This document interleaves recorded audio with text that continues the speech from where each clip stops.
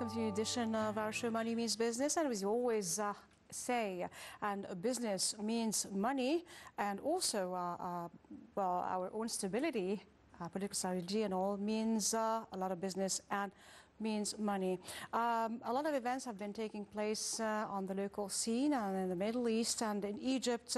A very sad event took place and Egypt is in mourning actually, but also we have the new Hijri year and we have hopes for the future and for the coming year and the years to follow.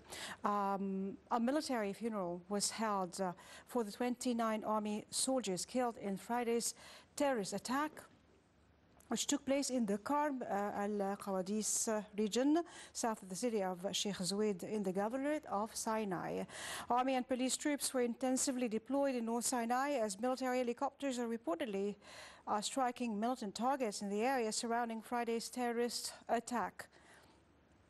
The attack in an agricultural area northwest of Arish, the main town of North Sinai, also left 29 others injured. A senior army official and 5 officers were said to be among those wounded. Gunmen also shot dead an officer and wounded 2 soldiers at another checkpoint south of Arish.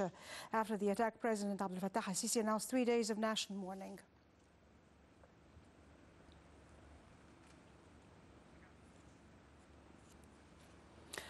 Egypt's stock market rebounded during the week's dealings, with its market capital gaining 9.3 billion Egyptian pounds to reach 495 billion pounds.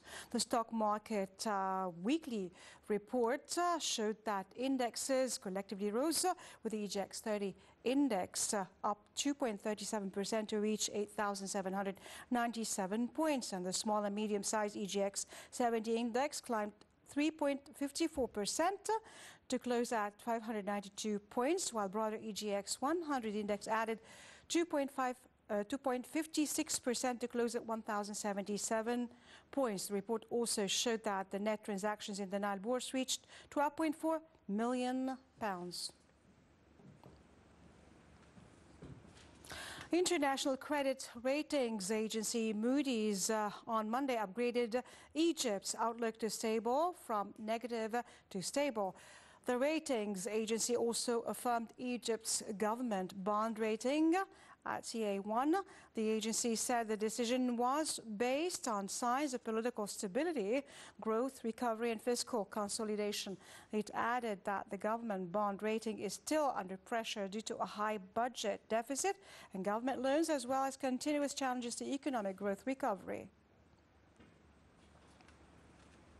And going to our government, Prime Minister Ibrahim Mahlab asserted that extensive efforts were being exerted by the government to prepare for the upcoming economic conference due to take place in February. Mahlab noted that there were new investment laws that will be issued before the conference convenes to deliver a strong message to the world that Egypt is open to investment, with laws that protect the rights of investors. The Prime Minister said that the government is determined to continue with its legislative, economic and administrative reforms to attract more investments and achieve high growth rates through creating a conducive atmosphere. The statements by the Prime Minister were made during Mahlab's tour of a new project entitled the Mall of Egypt in the 6th of October area. The Prime Minister was accompanied by the Ministers of Housing and Investment.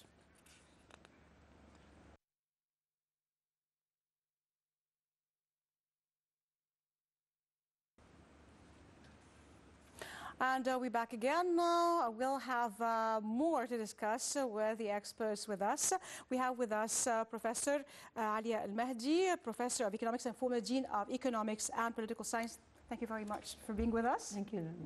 And also Professor Saeed Elkhouly, the Chairperson of Department of Management and Professor of Business Administration. Thank you, sir, for being with us here. We're coming back again, talking to about that and more.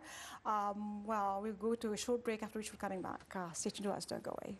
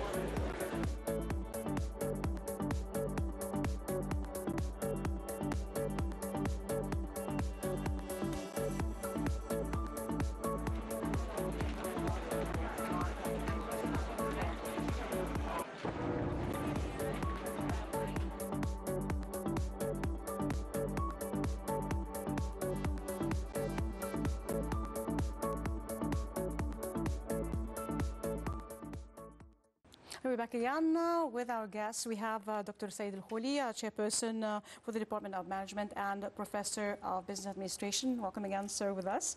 And Professor Alia El Mahdi, former dean of economics and political science, and also professor of economics. So we're talking economy, but then of course we have to have in a bit of politics of what is going on nowadays. Welcome again here with us. And well, you know, we've been subject to sad events actually, like for a while, and well, the latest one that took place, and then we are in mourning. But again, there are good signs. We see, you know, signs with the bourse, signs, you know, with the projects, the upgrade of Egypt's standard here, and some things, you know, that maybe would give a glimpse of hope. Well, ladies first, let's start, you know, by Dr. Mahdi. How do you see the whole situation, and also from an economic perspective and globally? The situation here in Egypt right now? Well, you mentioned, as you started talking, you mentioned that there has been an improvement in Egypt's ranking according to Standard & Poor's, and I would like to add to that Moody's and Fitch also showed that Egypt has moved from being from having an outlook that was negative to having a stable outlook, which is relatively speaking very good sign. Why? Because we haven't seen this sign since January 2011. Mm-hmm. We were deteriorating all the way until recently, and we've always had a negative outlook. Yes. Now recently, maybe the last month or so, this outlook has changed to become stable. So from this perspective, we could say we're doing well. Mm-hmm. As to the general outlook here in Egypt, from economic perspective, you know that in order to evaluate the situation in Egypt, we have to take into account several variables. Mm-hmm. One of the variables, some of them are, one is showing an improvement, a very slow improvement, like inflation rate has been slower last 2 months. Mm-hmm. However, the unemployment rate is still high at 13.4% or 13.5%, which is, relatively speaking, also extremely high compared to any other year during the last 60 or 70 years. So we still have an unemployment rate that is quite high. The budget deficit was estimated last year to be around, last fiscal year, to be around 14%. There are, you know, indicators that say it will go down to like 10.5%, which we hope will happen. So this is an improvement, though it's not the best case that we would like to see. It's not what we aim to see. Yes. Before January 2011, we were talking about a budget deficit equal to 6.9, and which was considered high at that time. Yes. So we're now wishing to see like 10%. Yes.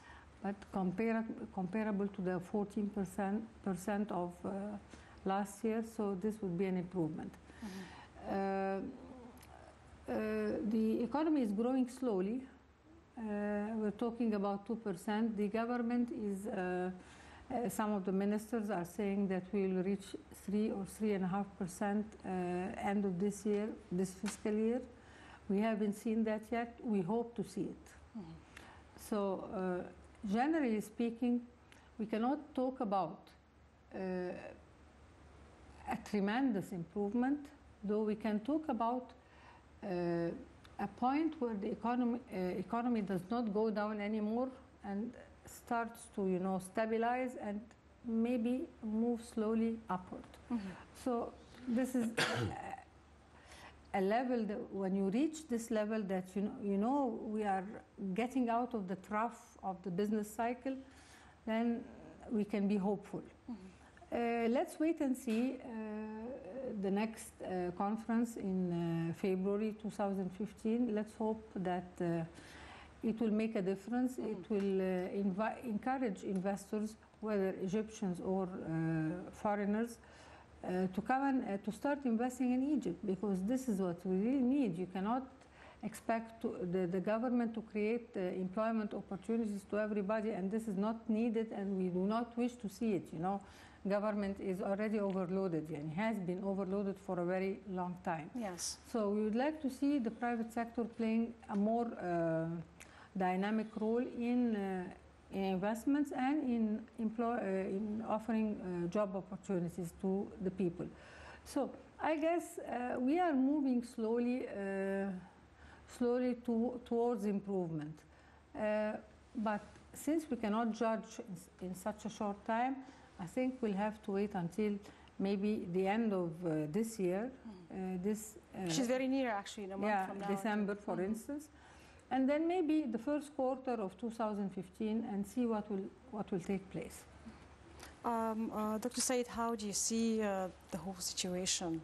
First of all, I would like to send my condolence to the Egyptian armed forces and their family for the loss we have in our nation. And that is the bad news, but it's translated into good news.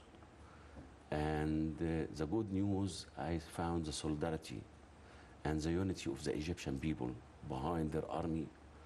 And when you see people on the street, they are ready to sacrifice their life in order to get this mess ended. And that is the good news.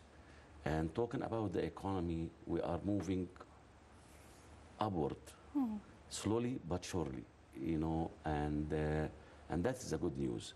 Of course, we had 3 bad years. Yes. And no country can survive what Egyptian people face and the country faced in the last year. Yes. And if you really look for other country which it happened to have the same quote-unquote Arab Spring, it's a disaster spring. Yes. And it is not really a spring, it is, you can consider it as a very, very bad change. Yes. And I remember years ago when George Bush said, the new world order. I answered that. I was in the state. We said, it is what they want is disorder. And they tried to create the disorder. Yes. And they were successful in Iraq, in Syria, in Libya, in Yemen. But when it comes to Egypt, the Egyptian people, they have a history in their backyard and really defend any attack from outsider. So going back to the economy, we are in the right direction. Of course, the growth rate, it is moving up, but I'm sure it will go up and up, because I always believe in the Egyptian people, and the Egyptian history also will bring the foreign direct investment. For example, I was in the state last week, and the way we meet people in Washington, D.C., and during the conference, once the conference in D.C., we have a lot of many politicians comes from the White House, from the State Department, and so on, and they start, and I got the sense the picture changed from last year, which I was there, and the year before I was there, the picture changed. And when the change of attitude toward Egypt, I am sure the change of attitude, it will be reflected into the amount of foreign direct investment it will be invested in Egypt, and that is a growth. And also the people will come and visit Egypt. Tourism, for example, it's increased. And remember, there is a forces behind whatever is happening in Egypt right now. Well, you mean negatively or positively? Absolutely, in a negative way, because... Well, President Abdel Fattah al-Sisi alluded to that in his absolutely, speech. And I totally agree with him. The first time he really says it bluntly, that there are powers behind that. There is a forces yes. behind the growth of Egyptian economic growth. There is a force against that. And that is, if he was keen to say that right now because it showed up.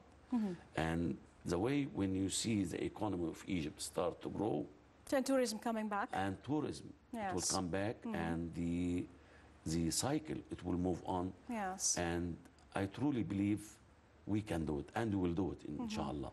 That is one point, which is the economic side. In the other direction, the stability of Egyptian government. Now we have a president. In a few months, we'll have a parliament. And this, it will move Egypt stronger and stronger in the political arena. And don't forget the visit of President Sisi Yes. to United Nations, and the way the people accepted him, and Yes. the way people were struggling to meet him. And that shows an image for the Egyptian. Egypt is Egypt. And it showed that in the United Nations, which it was 2 or 3 weeks ago, it shows the way now our stability is moving in the right direction. Of course, we'll have some negative event here and there, but the Egyptian people, not the army, not the police force, the Egyptian people will stand against that.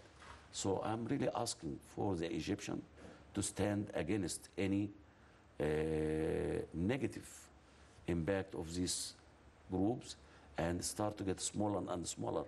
But the fund is there, and it's a big fund for these people. But we'll face it as the Egyptian people, Yes. inshallah. Yes.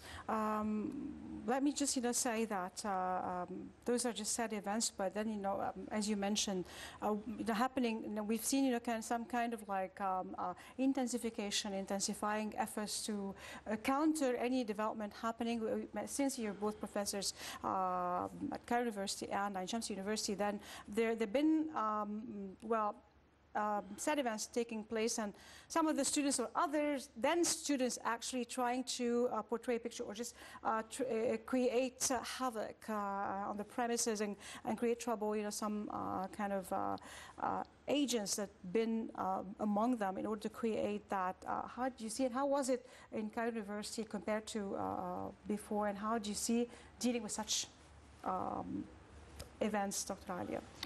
In Cairo University, I'm teaching there right now, those weeks. And I can tell you it happened once or twice. Yes. And it was expected. And the university was prepared to some extent. I mean, prepared by having guards looking into all the IDs, looking into cars, to see whether anything was being smuggled inside. So what happened in Cairo University was expected. Within the premises of the campus itself, there are sometimes demonstrations, but they are not as strong. They don't come out strong as was last year, I think so. So it is fine. It will be less with time. Though my opinion is that it's not only when you deal with youth, they are at the age of 17, 18, 19 years old. Those are those are students who are there or visiting ones, or those who create trouble, incite the trouble and protest. Are they really students, or some kind of like? No. Most of those who are inside are students. Because they have to show their IDs, and anyone who does not have an ID will not be allowed to go inside, especially after they closed all the doors and they just left one door for or one or two doors. So there is quite an organization there to take care of those matters. However, but what I want to say is then there is that when you are dealing with young people are by their age, revolting. Yes. Yes, they do not do wish to revolt. They revolt against their parents. They revolt, on the streets. So once they are allowed to go to the university, some of them, especially the new ones, want to be part of, what is taking place. Yeah. The issue is, how do we deal with those guys, those young people? Are we going just to hate them, be very, deal very strongly with them? Or is it wise to have meetings with them, sit with them, at least reduce their numbers, Some of the new entrants, new students, who do not have any idea about anything, and they see a demonstration, walking. They follow. They just follow it, yes. Yeah. So why not reduce the numbers who follow by sitting with them, talking to them, explaining things to them, maybe bringing, even people, persons who are well known, public figures to talk to them, Yes.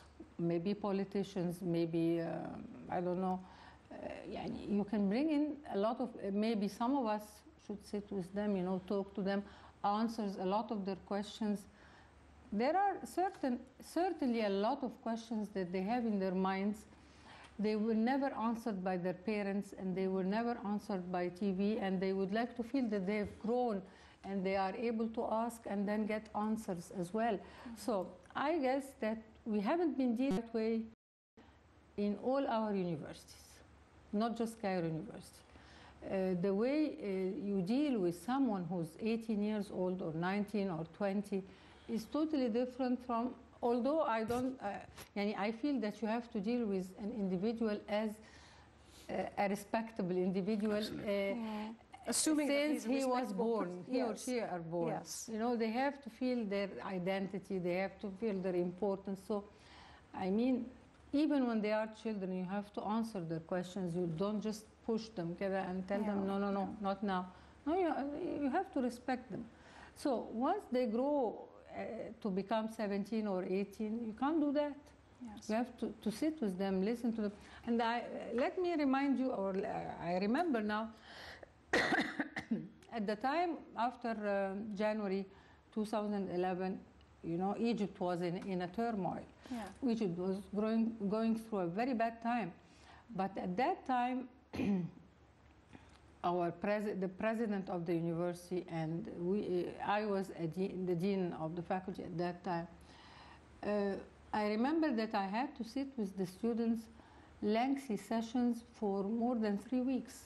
Every day, like 3 hours or 4 hours, because they had so many. They were revolting against everything. Anything and everything. So you don't deal by force with them, but you deal with logic. Yes. You sit with them, talk to them, let them ask, answer them, let other professors sit with them.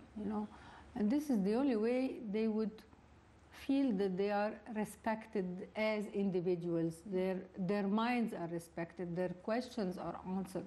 So my feeling is that we are not dealing in the right way with our students. There are people who will not listen.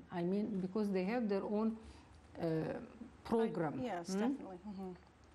But the majority, let me tell you, like 95% of the students would have a lot of questions and would like to sit with someone and talk to and ask and get answers. So I guess we need to do that. Yes. More often, we don't do it now. How do you see it, Doctor?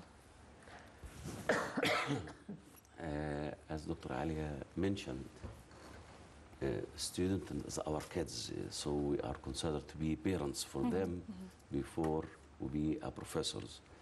And the major domain of youth in Egypt, they are in the age between 18 to 25. It's the majority. And the lack of communication is considered to be a problem. Not resolving the conflict, it's another problem. Avoiding is not going to solve the problem. Yes. Ignoring is not going to solve the problem. And we should really focus on talking with them. Yes. The guard is not going to be a solution for the problem. I remember in the last 2 years, it was a group of students, like 10, 20. They go into circle. They walk into circle. The first circle is 15. After the second circle, it's now 100.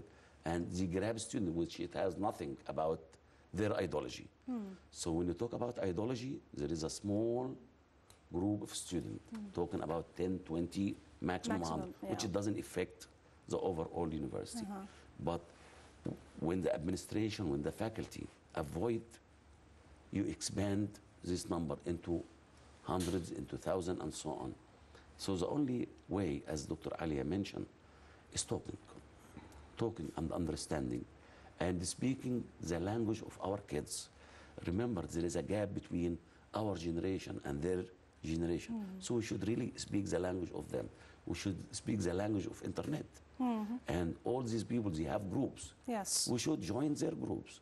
And we have to have a system, question and answer for each university, to have a system where question and answer, and the student, you are their professor, and they love you as a parent. They will be convinced with you, whatever you are saying. Also, as Dr. Alia mentioned, the new student, they know nothing about the university, just came to the university. Where is the role of the university, the president of the university, the deans of the schools, the chairman of the department, to have new student orientation? And new student orientation, it's simply is to introduce the student from high school environment to university environment. It's two different environment. And there is no orientation. If you make a whole lecture for the new system, for the university and so on, you should activate the classwork activity, quizzes, projects, and so on. Get the student busy, not sitting in the hallways, not sitting in the cafeteria, and keep the student busy in terms of activity, out of class activity, and it's organized by the university. And with this, all this activity and talk from the faculty side, but remember, we should speak their language, not forcing them to speak our language and understand our language.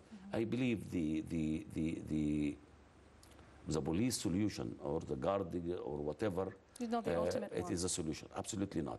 We should, for each faculty in the university, if they devoted 1 hour of their time to speak with the student, have our offices open to the student, they listen to us, and they respect us, and they love us. Yes. And have the professor who have a charisma, which they can have a town meeting, they have a lecture with the student, and we have these figures in our university. In Cairo University, there is thousands of charismatic leader in Cairo and in Shamsin and all other universities. Speak with the student. Don't ignore them. Don't avoid them. And you should really focus on speaking the language of our students. I believe in no time this will be, and the path of education, it will continue, and this little group, it will dwindle. Absolutely. Yeah. Well, we have a report. We'll go for a short break, after which we'll be back and discussing more. Stay tuned to us. Don't go away.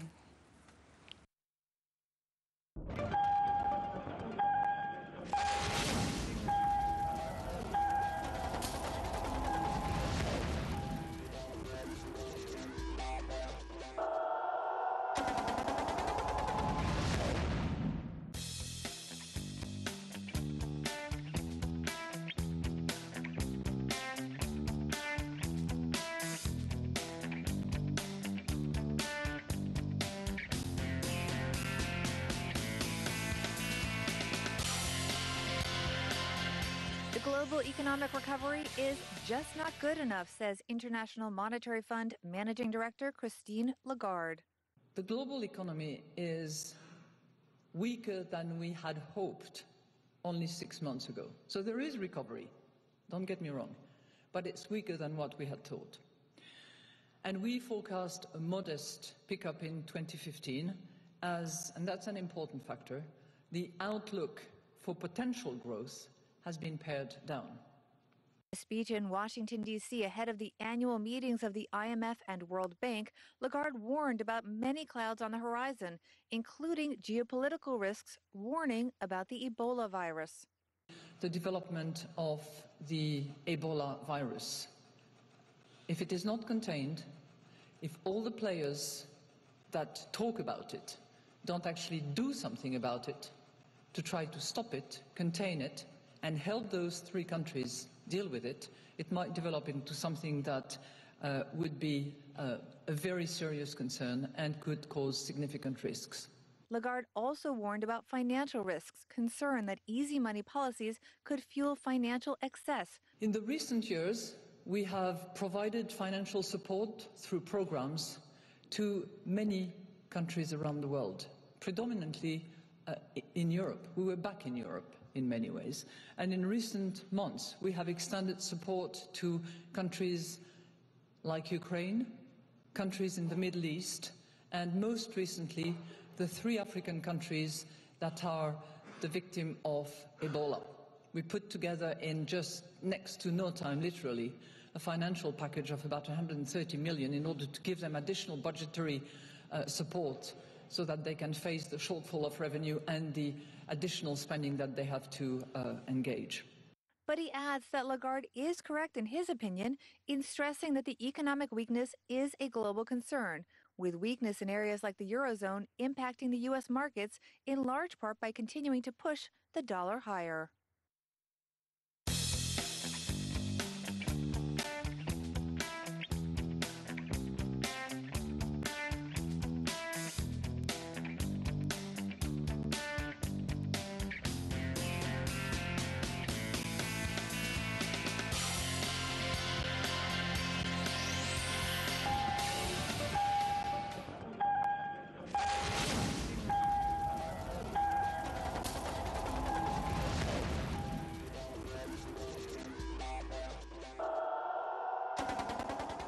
We're back again to Money Means Business, and we're proceeding with our show. We have with us Dr. Awad Al-Dhafiri from Kuwait, Professor of Business Administration, Kuwait University. Hello, sir. Hello. Yes, sir. Since we're talking business and we're talking about in Kuwait is a sisterly country, actually, how do you see the economic relationship between Egypt and Kuwait? First of all, I'd like to express my deep condolences for the brotherly people of Egypt for the losses of the martyrs in the Sinai Peninsula. And I hope that Egypt will be blessed with security and stability, because Egypt is a cornerstone in the Arab world, and we hope that Allah subhanahu wa ta'ala will give Egypt peace and prosperity. And special greetings to my colleagues, especially Dr. Sayyid Elkhouly, who I had the privilege and honor to have him with us as a colleague at Kuwait University. With regard to your question about the cooperation, of course, we wish that the cooperation, especially in economic terms between Kuwait and Egypt, will be strengthening more and more. And I had also the honor to host a seminar in Kuwait University maybe 3 years ago, and the Egyptian ambassador to Kuwait was attending this seminar at Kuwait Faculty Association at Kuwait University campus, in which we invited our government to put more investment in Egypt. And this is for different reasons. First of all, Egypt, as I said, it is a brotherly nation, and our investment in Egypt will be a real investment, because right now, not only Kuwait, but other Gulf countries have many investment in the West. And these investments mainly in stock and bonds, which is, let's say, paper investment. But if we put more investment in Egypt, we will put it in real investment, because Egypt has many factors that's helping us to put our money there, and we get better revenues than what we get in the West, and we will be less vulnerable to any fluctuations in the stock exchange market collapse, like what happened in 2008. You remember that. Egypt has human resources, skillful human resources. Egypt has many potential opportunities for investment, for example, in tourism, manufacturing, service-oriented kind of business. agriculture. So, as I said before, you put your money in real investment. It's not just in stocks and bonds. So, as well, you put it in a brotherly nation, so it is more safe than any political, pressure, in our capital. So, from this, channel, I invite not only Kuwait but all Gulf countries like Saudi Arabia, Emirates, Qatar, and other Arab countries. Not only the public, as well as I am inviting the private sector to invest more in Egypt. And as I said, there is a good potential in Egypt, and there is a good revenues reaped from such investment in Egypt. So, inshallah, we hope that we will see more investment, especially now there is an accumulated surpluses due to of course, right now we have some downfall in oil prices, but in the past decade we had surpluses, and I think there is an estimate say that there is like 2 trillion. This is just the public, capitals for the Gulf countries in the West. So if these countries put like 10% of their funds in the West, in Egypt or other Arab countries in real investment, I think will be beneficial not only for us but also for our brothers in Egypt. So I am deeply encouraging them, and I am very hopeful that they will put more investment in Egypt. How do you see the future of cooperation between both countries? How do you see the prospects of cooperation, the future? The cooperation between our both three countries is rooted many years ago, and I hope that in the future is getting even better, because, as I said, there is a mutual interest, and there is a mutual, let's say, roots of similarities between us. And also, as I said before, and I'm still saying it right now, it is better for us to put more investment in Egypt, because there is real investment, and there is excellent potential of return in our investment in Egypt. So I hope that my government, plus other governments in the Gulf region like Saudi Arabia, will put more investment in Egypt. And inshallah, Egypt, as Allah subhanahu wa ta'ala said in the Quran, "Adkhulu Masr inshallah aminin," will be, as Allah mentioned, it is a place of safety, place of security, place of stability, and I hope that Egypt, inshallah, in the coming days and months will be more stable, and there is reconciliation among its people, that they put any kind of disagreement behind, and put shiny future for Egypt, inshallah. Inshallah. Thank you very much, Dr. Wadifir, Professor of Business Administration, Kuwait University. Thank you for being with us. And back again to the business and the ratings of Egypt, as some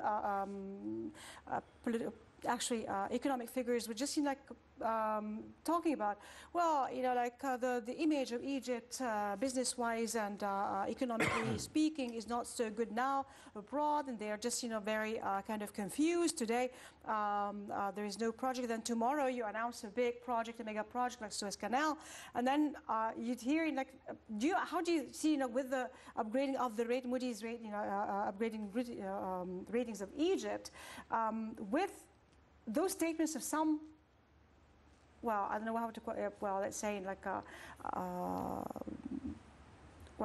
professors maybe, those people specializing in economy. How does that really work? Talking about something like that, and then we see upgrading.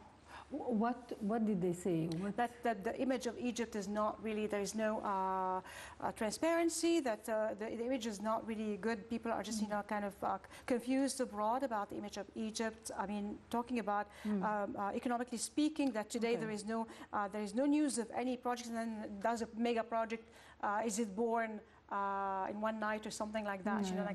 Okay, let me tell you this. During the last 4 years, when the ratings were decreased or dropped, yes, usually when you read the report, it was written that the rating was minus or was negative or was going down because of the political instability. Yes. Fine? Not because of, the economic situation. Yeah, it mattered. Yes. But the main factor was the political instability. So now, if we're moving from having a negative ranking, negative outlook, to having a stable outlook, it is quite related to the political stability, as opposed to political instability. Yes. So this is one. So if those organizations, Moody's, Standard & Poor's, Fitch, Yes. are rating Egypt as stable, then this is their outlook. Yes. This is how they see There's no us. confusion about it. It's some claim. This is not a report that has been issued by the Egyptian government. Yes. These are reports or indicators that have been issued, derived, and issued by international rating companies. So this is their view of Egypt.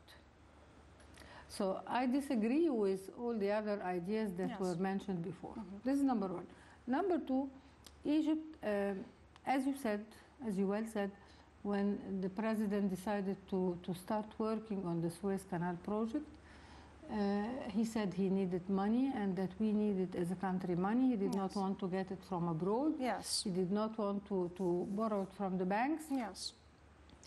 So the Egyptians were volunteered to present their contribution, and the economy managed to collect 64 billion Egyptian pounds in 8 days, which is a tremendous amount of money for the project. It will cover all its costs during the next 3 years.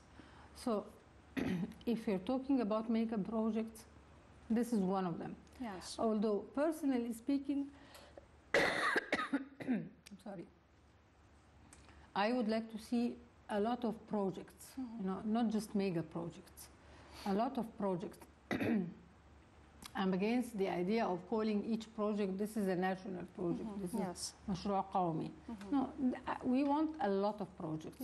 A lot of small, medium-sized, large. And they are national projects for the nation, for Egypt. Exactly, for the people. By definition. Exactly. No, because you cannot expect all Egyptian unemployed to go work in the Suez Canal region. This is so. At the same time that we're working on the Suez Canal project, we hear that they are going to work now, and they started working on, planting 1 million fidans. Yes. So this is another project. I would like to move to and they are going to be working on the network of roads, which will mean a lot of work opportunities for people who work in the construction area. But all these projects are government owned. Yes. We would like to see the private sector start to work. This is what really matters, because at the end of the day, it will not be the government who will create jobs. And we do not wish the government to be the main job employer. Yes. We would like to see the private sector resume its role again. Before the revolution, before the 25th of January, the private sector used to employ like 75% of the employment. It is employing now like 70% only, which is a drop. I would like to see them employing 75 or 80% of employment. This is number one. Yes. The private sector used to inject like 70% of investments in Egypt. Nowadays, it's much more less than that, and most of the investments are public sector investments. So we'd like to see the private sector coming in, injecting a lot of money, starting its own projects, employing people everywhere. Yes. Not just in the strip of Suez Canal or in the million fidans that we're going to start with to implant, but we'd like to see them working in Aswan. We'd like to see them working in Sinai, in the north coast. We'd like to see them in Upper Egypt and Lower Egypt and everywhere. So this is what we really need to see. And I hope, I guess, the Egyptian private sector has a very strange relationship with the public sector. When the public sector invests, as opposed to economic theory, it does not crowd out the private sector. It crowds in private sector. Yeah, this has been, documented and proved in a lot of research and PhD theses and so on. So once the government starts to work, I believe the subcontracting relationship will start with the private sector, and then it will start to move again. Yes. How do you see it, Doctor? First of all, I would like to thank Dr. Awad Zaferi. He's a colleague of mine from Kuwait University. And I believe Dr. Awad, he loves Egypt more than many Egyptians. Yes. And of course, I would like to thank the Kuwaiti government for their support from day one after the July 30th second revolution. And they stand behind us, government and people from Kuwait. I remember I was in Dubai in the UAE summit. And I remember the word of Sheikh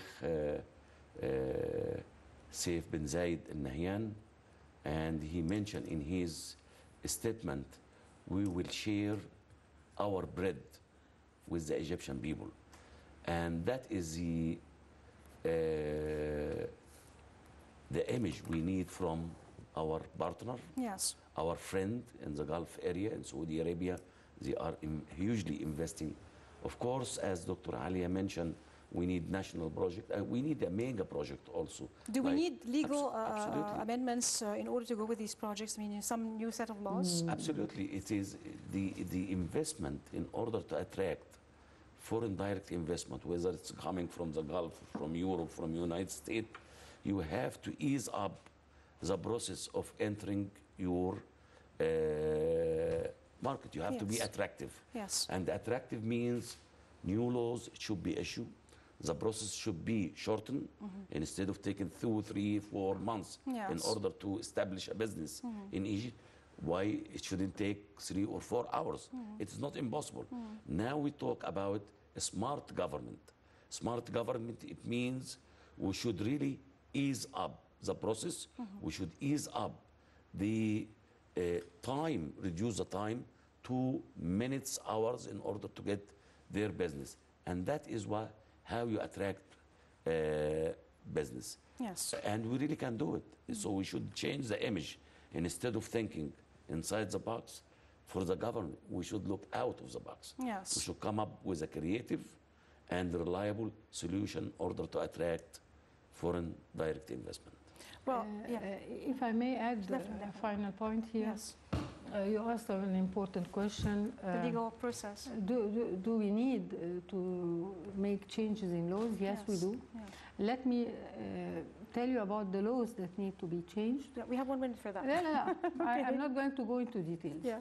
Investment law, the companies law, yes, the labor law, the social insurance law, the medical insurance law, all laws that have to do with the operation of new companies, new investments. Yes. And I mean, those are the most, and we have to take into account not just to shorten the period when the people start their business, but also to shorten the period of the companies who want to close down.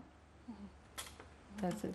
Well, unfortunately, we wanted more and more prospects here to talk, but we came to the end of this edition. So Dr. Alia Al-Majdi, Professor of Economics and former Dean of Economics and Political Science, thank you very much for being with us. And Dr. Saeed Elkhouly, thank you very much for being with us, Professor of Economics and Chairman of the Department of Management. Thank you very much for being with us. And for our guests, of course, Dr. Awad Al-Dhafiri, thank you for being there. And for our viewers, thank you for being there. I'd like to say, as we always end, and he just put it to Dr. Dhafiri, ادخلوا مصر إن شاء الله آمنين, enter Egypt, God willing, safe. And I also quote from the Bible. مبارك شعبي مصر, bless my people Egypt, and I always say God bless our Egypt and God bless our Egyptian army and Egyptian people. Thank you for being there. I'm Nermeen Nazim signing off. Goodbye. See you next week.